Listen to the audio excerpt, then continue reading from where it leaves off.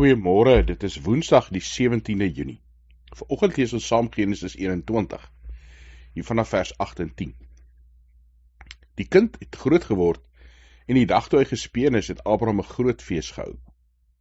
Toe Sara, die seun wat Hagar, die Egiptiese slavin vir Abraham in die wêreld gebring het, sien lag, sê sy vir Abraham: "Jaag hierdie slavin en haar seun weg.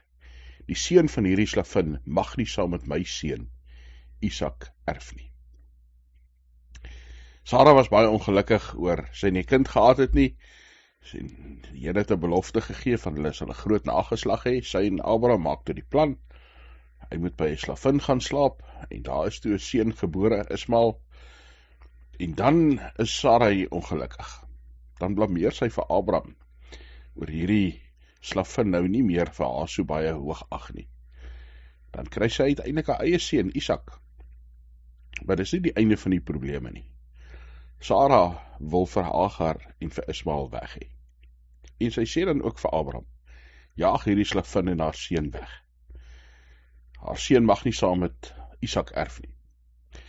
Partykeer doen ons dit ook, dat ons probleme wil wegjaag, of ons probleme wil wegsteek, of ons probleme wil begrawe.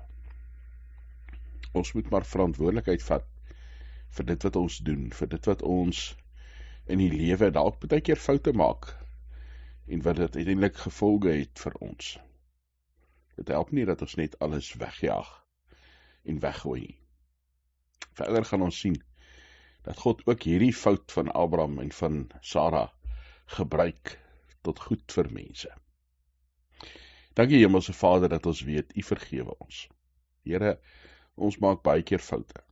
Partykeer probeer ons van ons foute af weghardloop, partykeer probeer ons dit wegsteek. Here, help ons om verantwoordelikheid te vat vir dit wat ons verkeerd doen. Dankie dat ons weet, U is 'n genadige God by wie ons kan wysheid en krag, vrede en hoop vind. Ons bid vir vandag en vir môre, Here, vir elkeen se nood. U weet wat in ons lewens ons plaas, siekte, dood, swaar kry.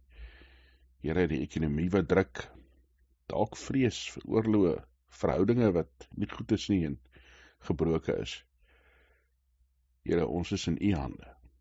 Lei ons deur die Gees, leer ons wysheid en maak ons mense wat vrede bring in 'n wêreld om ons.